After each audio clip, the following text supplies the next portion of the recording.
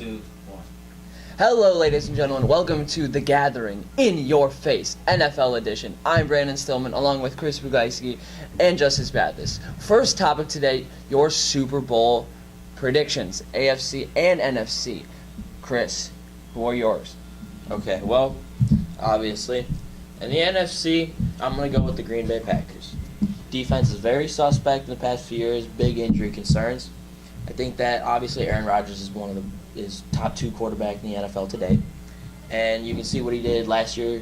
Team was going off slow, and he put the team on his back, drove them to the playoffs, and took them into the conference final, or the NFC Championship. Obviously, I think that's a great team. Add some new pieces. They got Martellus Bennett, if I'm correct. I think he'll be one of a great target for Aaron Rodgers, and obviously that the defense just needs to improve just a little bit, and then that easily Green Bay walks in the finals. What do you think about their running back situation because they lost Lacey? Running back situation is okay. I mean, obviously you have Ty Montgomery, who could be used as a running back or a wide receiver. But also the Green Bay Packers did draft 3 running backs in this year's NFL draft. They drafted Jamal Williams, some dude out of University of Texas El Paso, and one other guy, can't remember his name, 6th, 7th rounders, but obviously I think one of those guys could Still added their depth. They added Aaron depth Jones, to the I running think back, Aaron Jones, I think. I thought that might have been the guy they said, but that's besides the point. They added 3 nice depth running backs, and I love Jamal Williams out of BYU. He's a great runner, great vision, and he could easily step in and be the running back if they choose to move Ty Montgomery back to the wide receiver position. Now, obviously, do you have the Patriots in the AFC? Yes. Who doesn't? Exactly. No explanation needed. Patriots. Raiders or Steelers to play them in the AFC Championship? Raiders. All Love right. Derek Carr. Justice, now on to you. Who do you have winning the NFC? Well, I got the Dallas Cowboys. They're a team on the rise, and I think they filled their secondary needs, drafting guys such as Jordan Lewis and Chidobe Awuzie in the top 3 rounds of the draft.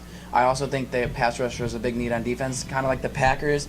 They needed defense, and they got that. And Taco Charlton. Great name. Yeah. But also, obviously, they have the best O-line in the NFL, no doubt. And you got guys such as Elliott and Des Bryant, 2 stars, to go along with Dak Prescott, who's an up-and-coming star, who a lot of people consider a star player.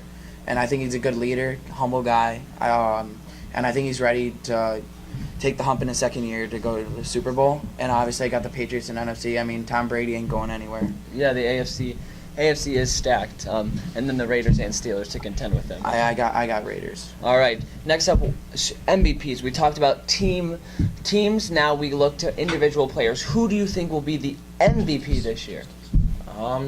Let's see. This year's MVP, that's going to be a toughie for me. I'm going to go with the guy that's going to lead the NFC charge. It's going to be Aaron Rodgers. Short and simple, Aaron Rodgers.